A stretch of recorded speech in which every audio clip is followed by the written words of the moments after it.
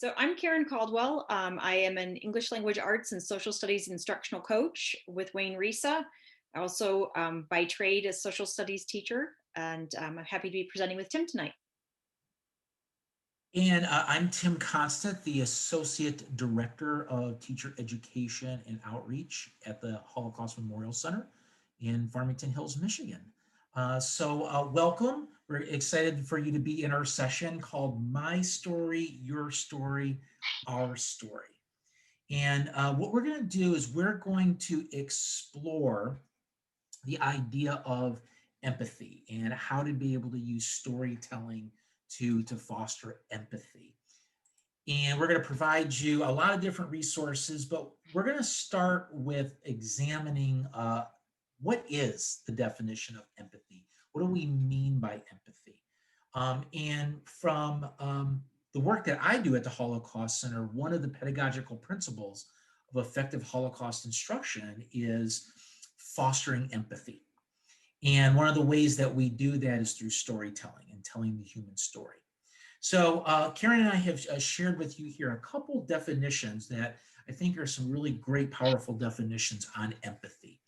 The first one is the ability to identify what someone else is thinking or feeling and to respond to their thoughts and feelings with an appropriate emotion.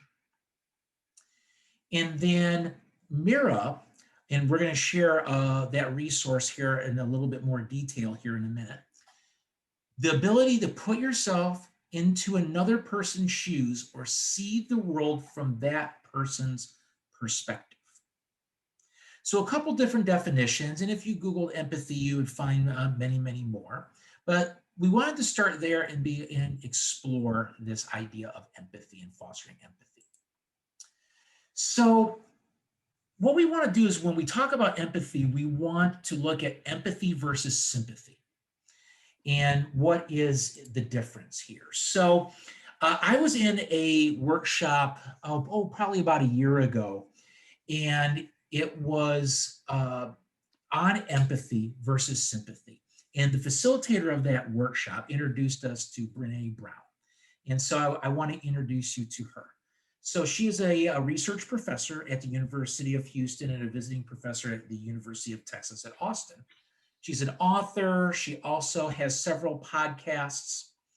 And she has this incredible short, little over 2-minute video on YouTube on what is empathy. And so I want to share that with you because I think that she brings up some really, really good points. So I'm going to just exit out of here and let's hear what she says about empathy. So what is empathy and why is it very different than sympathy? Empathy fuels connection. Sympathy drives disconnection. Empathy, it's very interesting. Teresa Wiseman is a nursing scholar who studied professions, very diverse professions where empathy is relevant, and came up with 4 qualities of empathy. Perspective taking, the ability to take the perspective of another person or recognize their perspective as their truth. Staying out of judgment, not easy when you enjoy it as much as most of us. Recognizing emotion in other people and then communicating that. Empathy is feeling with people. And to me, I always think of empathy as this kind of sacred space when someone's kind of in a deep hole and they shout out from the bottom and they say, I'm stuck, it's dark, I'm overwhelmed. And then we look and we say, hey, climb down. I know what it's like down here, and you're not alone. Sympathy is, ooh, it's bad, no, you want a sandwich? Empathy is a choice, and it's a vulnerable choice, because in order to connect with you, I have to connect with something in myself that knows that feeling. Rarely, if ever, does an empathic response begin with at least. Yeah. And we do it all the time, because you know what? Someone just shared something with us that's incredibly painful, and we're trying to silver lining it. I don't think that's a verb, but I'm using it as one. We're trying to put the silver lining around it. So I had a miscarriage. Oh, At least you know you can get pregnant. I think my marriage is falling apart. At least you have a marriage. John's getting kicked out of school. At least Sarah is an A student. But one of the things we do sometimes in the face of very difficult conversations is we try to make things better. If I share something with you that's very difficult, I'd rather you say, I don't even know what to say right now. I'm just so glad you told me. Because the truth is, rarely can a response make something better. What makes something better is connection. So I just want to get a quick thought from you. Kevin, I see that in the chat you had shown this video actually in a homeroom session. How was the response to that when you shared that video? The students really liked it. They connected to it. They thought the visuals were really good, and it actually led to a very good discussion. Yeah, great. Anybody else, anything that Brene Brown said that really stood out to you in those couple minutes of her video when she was talking about what empathy is?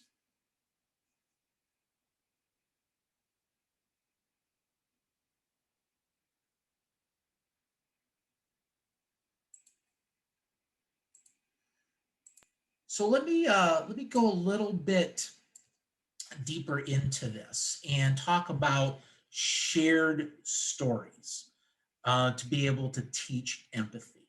So this is something that Karen and I have been focusing a lot on and researching uh, and looking at how to be able to use storytelling to be able to foster empathy.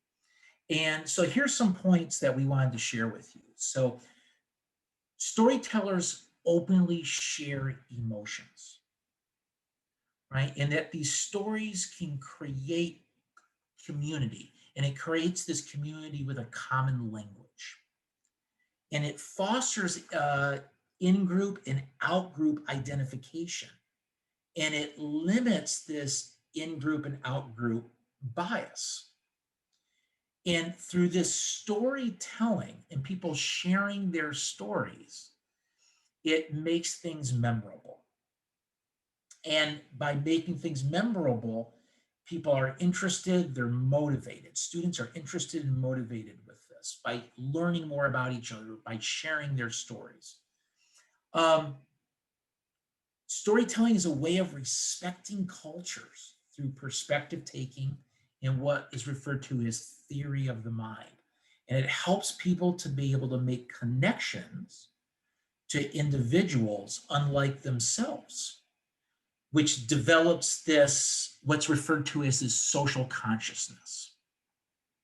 So these are some really important points to think about with regards to using storytelling to be able to foster empathy.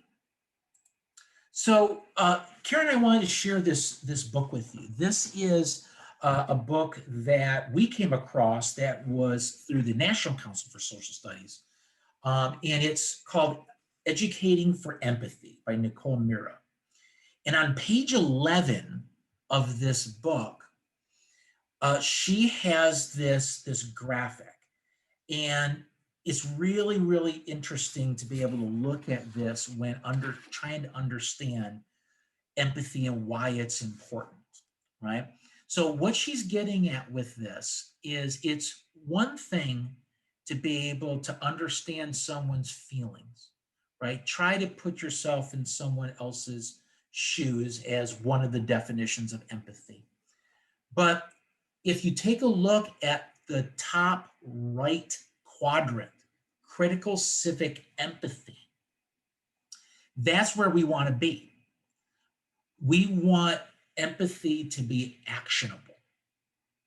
So if you see on here, let me get this pointer, on this horizontal axis here is something called mutual humanization, right? And what that means is us understanding our own humanity. And the only way that we can understand our own humanity is that we need to fully recognize other people's humanity in the differences in us, right? Each other's differences, and respect those differences. So what she has done here in this graphic, and I think it's really powerful, is she's saying, if you're at critical civic empathy, which is where we all want to be, that we're understanding these differences in each other's humanity, but we're actually taking action, right? What are we going to do about it? And what that does is it moves empathy into compassion, right? And compassion is actionable. That's what we want. So we wanted to share this graphic with you because I think it's really, really powerful. And if you take a look at where these other quadrants are, like individual empathy, which is the most popular, which is where most people are, right? Where you're interested in someone else, and you're trying to put yourselves in their shoes and understand their situation, but you're avoiding taking the next step and making something actionable and supporting them. What are you going to do to be able to help them? Any questions about that? Any questions or comments about this kind of graphical representation of empathy?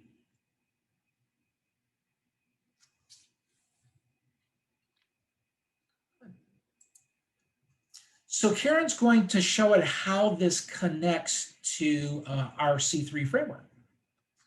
So if we think about the C3 framework, the lesson plan that we're going to show you and share with you, and also the conversations that Tim and I are having this evening with you about sympathy and empathy and how shared stories can move students to civic action, these are the standards that would meet. So if you're doing your lesson planning, these are the things that you can cite. So you can see that we have a few civics: the virtues and democratic principles, opportunities, personal interests and perspectives, and the means of changing societies. So that is that social action. Also geography, natural and human-made catastrophes. I always appreciate that this one includes human-made catastrophes. Sometimes we are our own worst enemy, of course. And then history, questions about individuals. And this ties back to what Tim was referring to at the Holocaust Memorial Center. One of the things that we do with the Echoes and Reflections training is to remind people, for example, that the Holocaust was not the murder of 6 million people. It's an individual person who was murdered 6 million times. It's 6 million individual murders, right? And that's the question about individuals. People have stories and families and backgrounds. And one of the ways to get students to connect to that is to talk about individual people and not a group of people. Also the historical perspectives, challenges and opportunities, and the capacity to take action. So this hits a large number of C3 framework. Also, if we're looking for the Common Core connections for English language arts, for literacy and history, we hit all of the reading standards, all 10 of them. We hit 8 of the 10 writing standards, most of the speaking and listening, and also language 6. So this is a deep, rich lesson plan that connects your students to our shared stories, and also is aligned to the curriculum that we're all working with.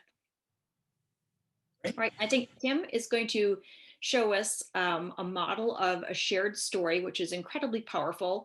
And then we're actually going to do a shared story activity together so that you can have an experience doing this, and then we'll move on and share the lesson plan. Tim? Yeah. So I don't know if anyone has seen this story, but this is the story of Harry and Ahmed. And what is powerful about this technique of storytelling is this is a side-by-side way of telling a story that's very similar. So Harry and Ahmed. Harry is a World War II a child refugee. He was a World War II child refugee, and Ahmed was a Syrian refugee. And the way that this storytelling technique is done is it intertwines their story in a side-by-side format, which makes it really, really powerful and really moving. And so we want to share this with you, and then we're going to look at some questions, and I want to find out from you, how does these stories, their 2 individual stories, and then the way that it's presented together in that technique, how does that foster empathy?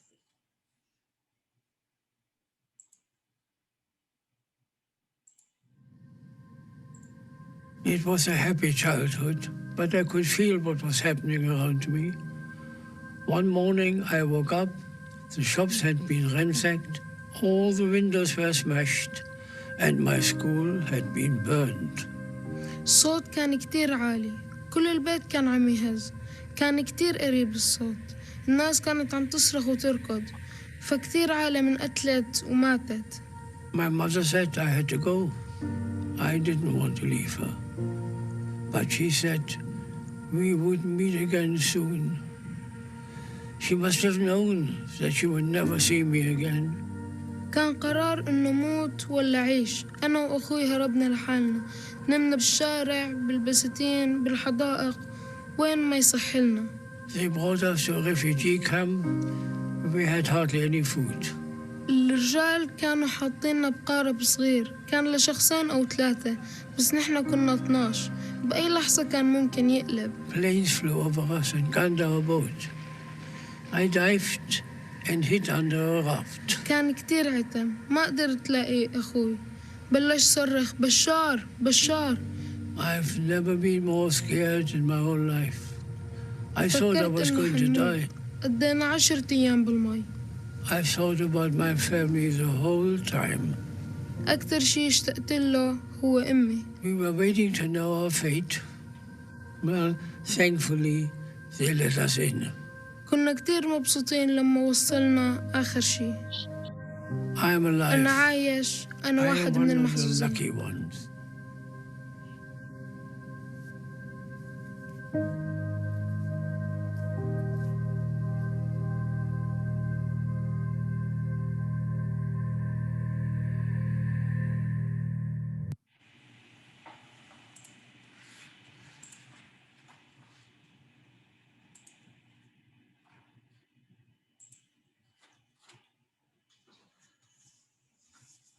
So, how does Harry's story create empathy?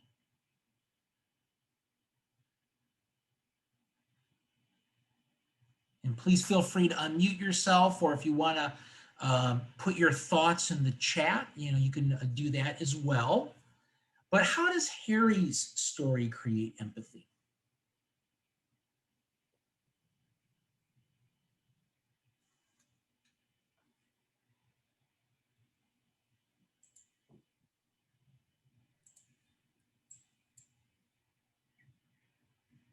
We're familiar. I'm sorry, it's Melissa Adams. Can you hear me? Yes, Melissa. Yes, I can hear you. Thank you. Well, we're familiar. Many of us were very familiar with the stories of the Holocaust, and we understand we have better identity. We have a better idea of what he has gone through. And listening to him in English, we can empathize, or we can see where he's feeling. He's mirroring the story that's being told by a young man who's gone through the same thing, yet we're hearing about it in a foreign language, but we're seeing the mirror of their stories. Mm-hmm. And it's just so powerful. It choked me up. So yeah, it's very powerful. In that technique, that side-by-side technique in intertwining that story. Yeah, no, thank you. Patty, you had put in the chat the connection, the family connection is something that we can all relate to, right? That family connection, or a loss of family too.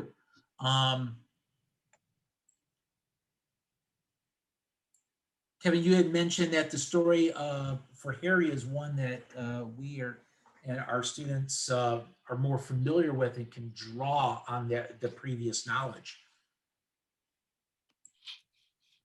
Yeah, I kind of was going off of a lot of students will at least recognize the Holocaust by the time they get to a high school setting like my own, or they're familiar with it a little bit more. They might not be as familiar with other refugee situations. So Yeah. seeing someone that they don't, even though it was their age during World War II, they might not make that connection right away. They can actually see a student, someone that maybe looks, talks like them, or at least their age, and they can say, wait a second, this Holocaust person was my age when this happened. It makes it more real for them. Yeah, absolutely, absolutely. Thank you. Stacy, you put in the chat, when we hear a personal story that brings a face to the numbers, it's very powerful, right? And to be able to hear really the same story, very similar, from two different people, right? And it's interesting. So, and we're doing this, we're not comparing suffering, right? Because you don't want to do that, right? But there are similarities, very much so, right? And so that makes it very, very powerful. Um, is there, look at the second question here. What are the connections to social action? What are some connections that to social action when we look at a shared story like this? What kind of conversations can you bring up in the classroom with regards to action, right? Because that's our ultimate goal. If you remember when we took a look at that typology and we looked at those quadrants, right? Yeah, I was just thinking what was mentioned in the chat. So connecting with present day refugee situations. That in some of our schools we do have students who are directly tied and connected to that experience. And so being aware of that, I guess, as you go through that and making sure, right, that you're not going to induce additional trauma in sharing this. And so that kind of brings up a point of making sure that you know your students and their threshold. Yeah, yeah, yes, Kristen. It's so important, you know. And I was thinking a lot when I first saw this shared story of my time when I was an administrator in Hamtramck Public Schools, right? And we had a high student population from Yemen, right? And I had quite a number of students that prior to being at the Hamtramck High School, they were child soldiers, right? And this was really kind of their first time in a formal education setting, right? And so understanding that um, helps with empathy, but also takes it to compassion, right? And Kristen, you had mentioned, I think that's one of the conclusions. So one of our discussion questions here, what conclusions can you draw from their shared stories, right? Is that by looking at the similarities of these stories, it helps to foster empathy, but also ideas regarding compassion, right? And what we can do as educators to be more compassionate, right? Which is actionable. Um, Others, anybody else, anything regarding Harry's story or Ahmed's story and that connection to social action or conclusions that you can draw from this shared story?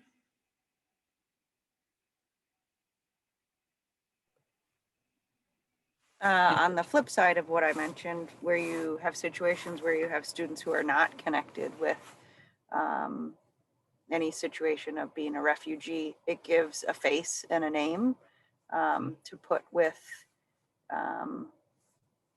and to make that connection. You know, and you can see in Harry's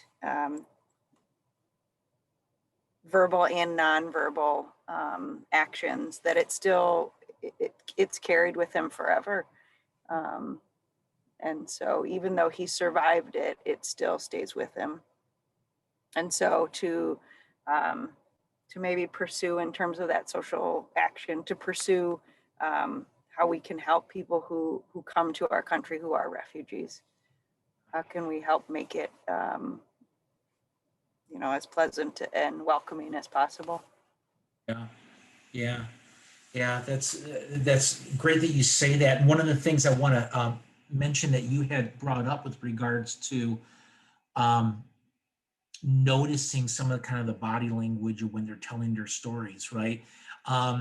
If you have seen some of the survivor testimonies from the Holocaust, you'll see that when survivors are telling their stories, and they're now in their late 80s and 90s, right? They're transported back to that moment, that time, and that trauma is so deep, right? And you can see that I'm transporting right back into that very moment. There's a couple things in the chat here before we move on I want to address. Patty, you had mentioned that when you think of social action, that you see a chance to see if students understand our own country's current and past policy as it applies to immigration and allowing for quotas on refugees and et cetera. Excellent. Absolutely. Absolutely. Great. Um, Excellent. There's an agreement about that personal connection, which helps students to not only see, but to identify what is going on around them. Excellent. Great. Good. Well, thank you for the discussion and the wonderful comments. This is great. So now what we want to do is Karen is going to share with us an activity. And I think it's just a really great and powerful activity. So Karen? Right. So this activity is called Expertise and Hope, and it's a very short form of a shared story. And so in that sense, it's a low threshold for your students. Your students may not want to share a story that is too personal or too deep, or if you have a student who is recently arrived here in the United States, they may not be willing to share something that would reveal their family's immigration status, right? That is a serious concern for some students. But you can still kind of set the groundwork and ease students into sharing their stories with this activity. So I'm going to go ahead and model it first, and then I'm going to ask everyone to take a turn. This is not lengthy or deep. It's kind of fun and easy, and then we'll talk about why this works as a shared story and how you can use this as an introductory activity. So you're going to introduce yourself, just your first name. You're going to say what your expertise is, and I'm not looking for I am an awesome teacher. That is our day jobs. We are teachers by day. I'm looking for the thing that makes you happy and that you spend your spare time and money on, and that you just do it when you have an opportunity because you love it, and what you're hopeful for. All right, so I'll go first.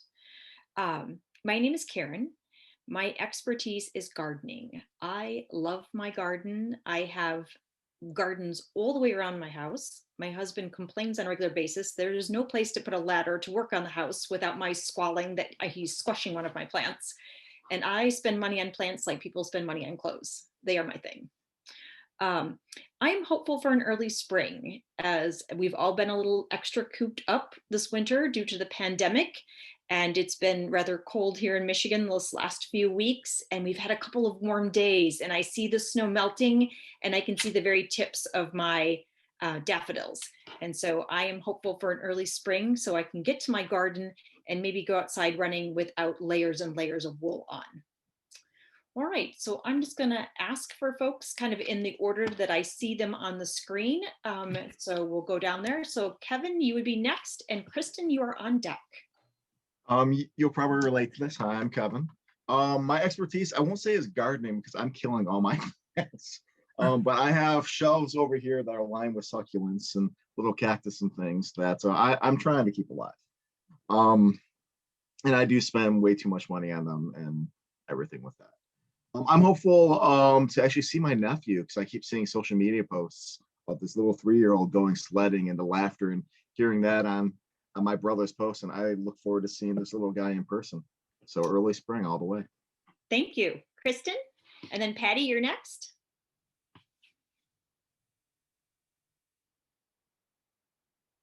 Oh, you're muted, hon. Sorry, I'm also in the car and going to drive, so I will make it fast. My name is Kristen. My expertise, I'm a pretty fierce competitor. It's gotten better as I've gotten older. But I would say my expertise is I'm pretty athletic. So as a kid, anything that I would pick up, I was successful at, and it helped me, I think, find my place. I was not fantastic at academics. And so my expertise is that I'm a competitor, and I think over time has given me grit and perseverance.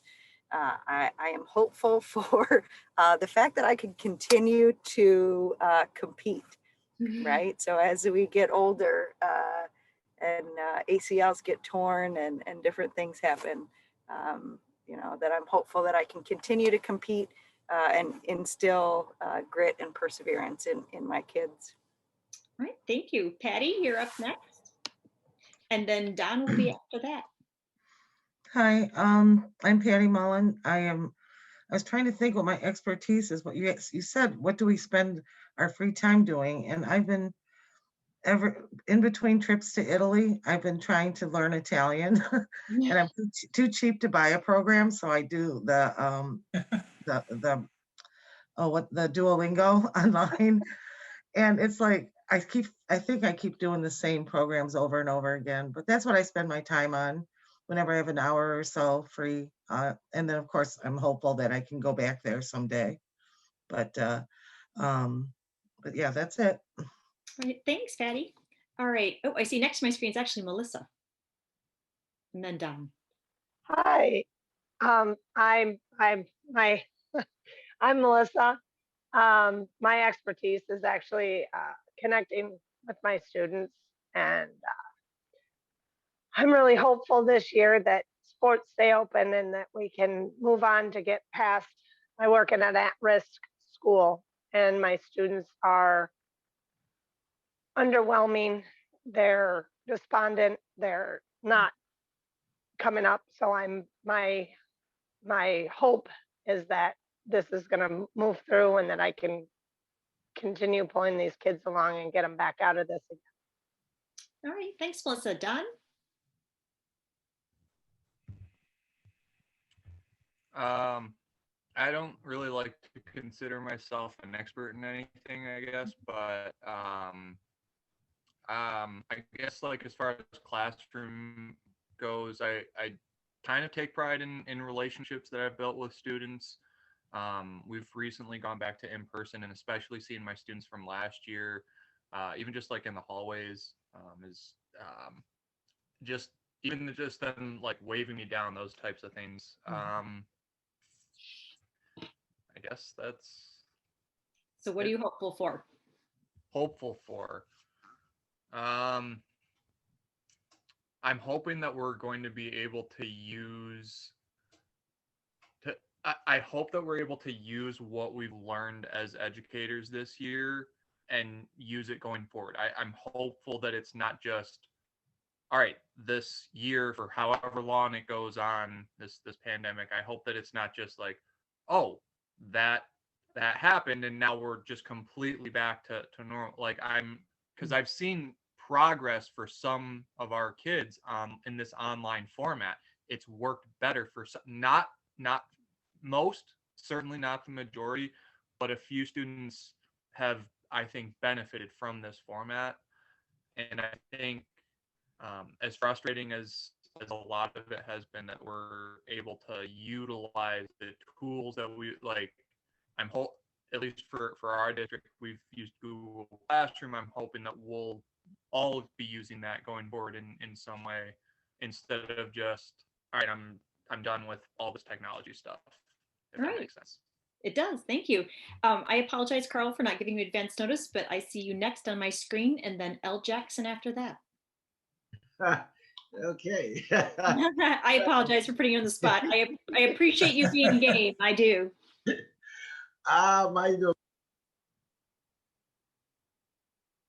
is inspiration, I guess. I'm taking. I like to inspire other people, if it's even by motivation speaking or by what I'm doing, even for my students.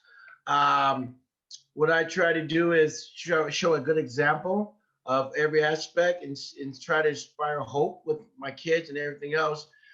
Just to give you inspiration, you have stated before that you're a gardener. I love my roses. I have to say that they're my babies. I gotta keep a track of that. And also the thing about them is that they're I think I know you're gonna get this more than me, but they're like my own little children as they grow, inspired. So I have my. I'm sorry to go there with you peoples, but she opened up a pen of words, but she said a gardener. I have my John F. Kennedy roses, and I have my Lady Di roses. So they're all my little babies in regards to that. So I apologize for going on a tangent regarding that. But that's just inspiration. I would like to say that in all aspect just because my teacher inspired me to become a teacher. So I try to give it back. So I'm one of the persons that's want to try to give back, and I try to use inspiration as that is my vehicle for doing that. All right, awesome.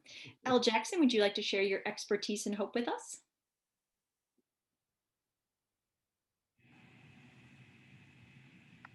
Sorry, I just realized I was muted.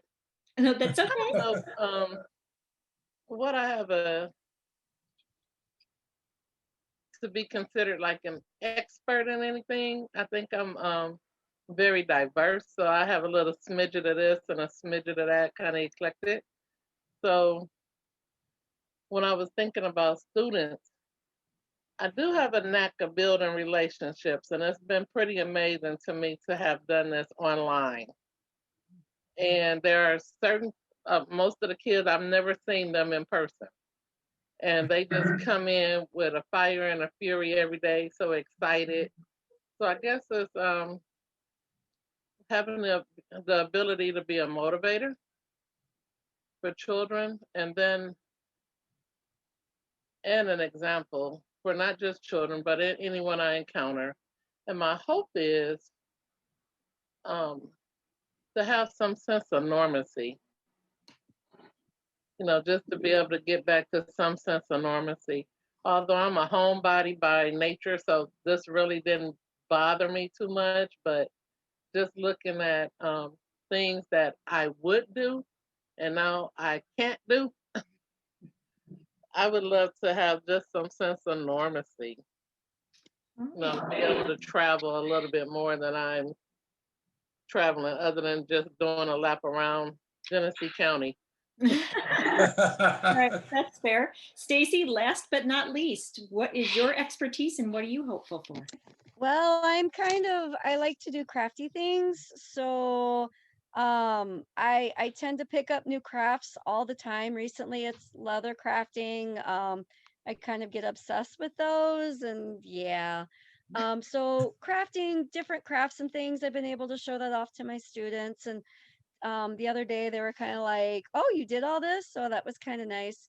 I'm hopeful that in this time of COVID, with everything going on, that I've made these extra special connections with my kids, to let them know that yes, life has been completely interrupted, not only for you, but for me as well. And together we can get through this. So I'm hopeful that they'll see that I really do care about their education, not only just their education, but the social emotional part, and wanting to help them get through everything. Yeah. Well, thank you everybody for sharing. It was very generous of you to be willing to pop up on the camera and to share with us. So I wanted to ask the question, as we think about our shared stories, our little 2-minute stories a piece, what conclusions can you draw, or what did you notice from our shared stories?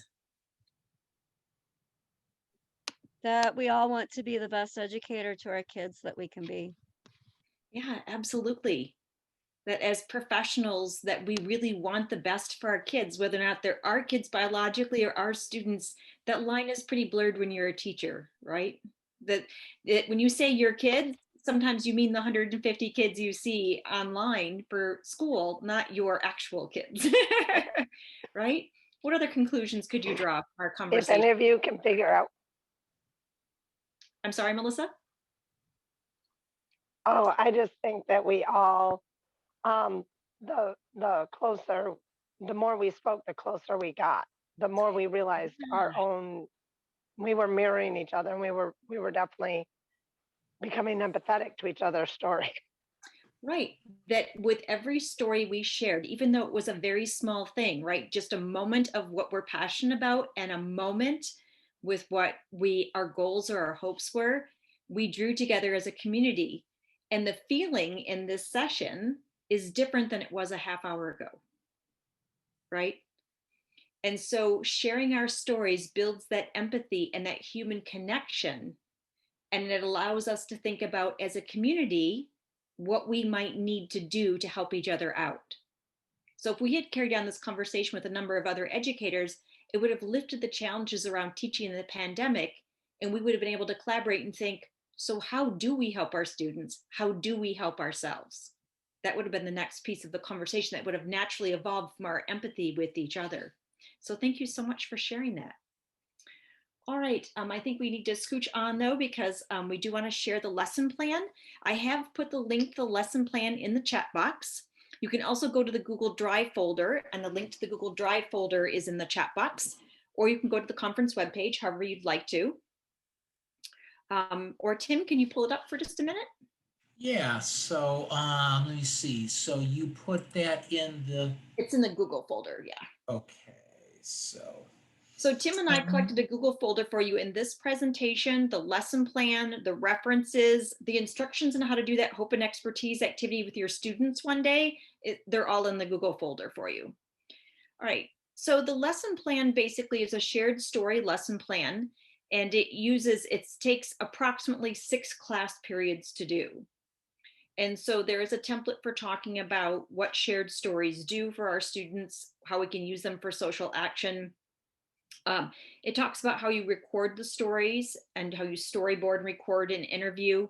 And then once you've shared the stories, what you do with them next. We share what you heard and then what action you might take.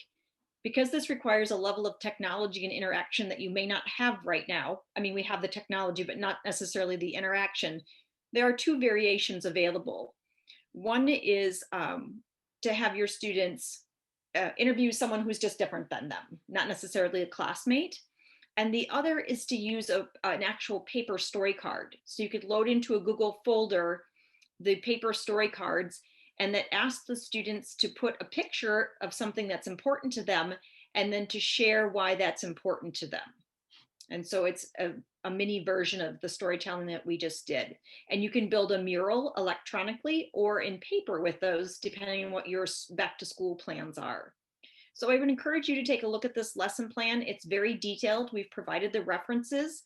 Also, because we know that sometimes it's difficult to locate platforms to use. I mean, we're all into Nearpod and Flipgrid these days, right? And Jamboard. But it's hard to know what to use. We've put a list of platforms that you can use to record stories in the Google folder as well. Right, and so there are our, so StoryCorps is the classic that's done through NPR. And so people just record stories in a mobile sound booth and they're saved in the National Archives. They are amazing. So that's a good way to model shared stories for your students, or to do Harry and Ahmed. And then all these other formats, blogs, social media, print media. You can even print a book on Lulu yourself. It's a self-publishing company. And when I was a high school teacher, my students printed a book of poetry about, strangely enough, World War II. I did a collaborative unit with an English teacher, and she taught them the poetry and I taught World War II, and then they did poems and we published the book. And kids and parents and grandparents in particular bought it by the droves. It was really cool. So you can do that with your shared stories as well. All right, and then augmented reality, there's Spark. Zapper is actually quite good. ZapWorks, Tim and I have used that before. That is a great way to do shared stories because you can generate QR codes and kids just scan over them with their phones and it pops the story up on their phone. Tim, what other thoughts did you have about some of those platforms that you liked? I know that we've used Zapper before. Yes, yeah, Zapper is really great because not only the use of the QR code, but it can, once they scan the QR code, it can go to like a narrative of a short of someone's story. It can go to a video. It can go to, to pretty much any kind of format. So it's very versatile, which is really nice. Yes.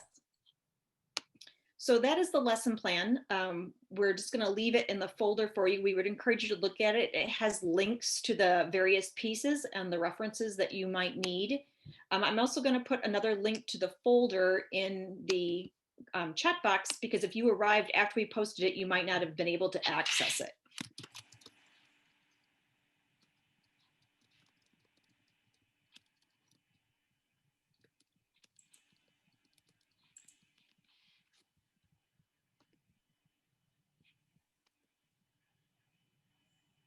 Oh, you are very welcome for the resources. Tim and I are classroom teachers as our first calling, and when you go to a conference, it's about the stuff.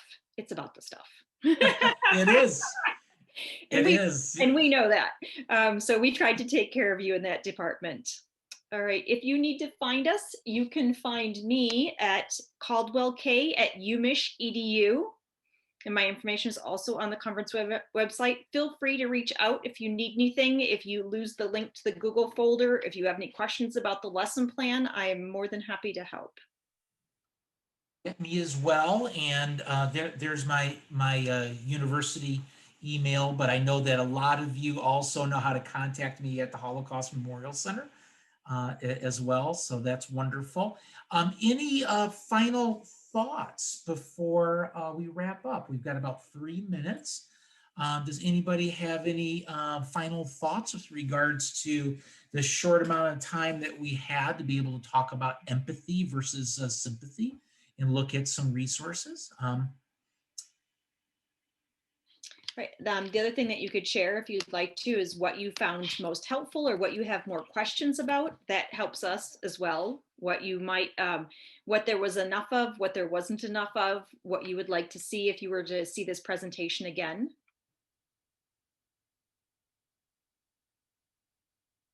What you think you might take away in your classroom and use fairly quickly. I'll jump on real quick. I know the side-by-side story. I thought that was pretty powerful, especially because that I'm going to be talking about those topics here pretty soon in the next few weeks. So just seeing some of those resources and the storytelling, I might try to figure out how to apply some of that to maybe some beginning of the year, midterm year type of activities, because I'm all fully online. So doing something like this might be a nice way for students to connect. Yeah. Yeah, great. So yeah, because Kevin, yeah, you said that you're fully online, right? Yeah, I work at an online school. Been doing it for a few years now. So great. Welcome to my world, everyone, I guess. And Kevin, since that's for good and ill, I mean, it is what it is. And Kevin, since that the Harry and Ahmed shared story stood out to you, I'm going to put the link to that where it is on YouTube again. Thank you for that video. Yeah, I've shown that video in several different conferences, several different workshops, and people are emotional looking at it. So it's a very, very powerful video. Right. I think we're going to have to say goodbye, because in a moment, the next presenter is going to come in and kick us out, and we don't want to be tossed out without saying goodbye to you. So I hope you all have a wonderful weekend, that you enjoy the rest of the conference. It was a pleasure meeting you and hearing your stories. Nice seeing everybody. Thank you for joining us. Yeah.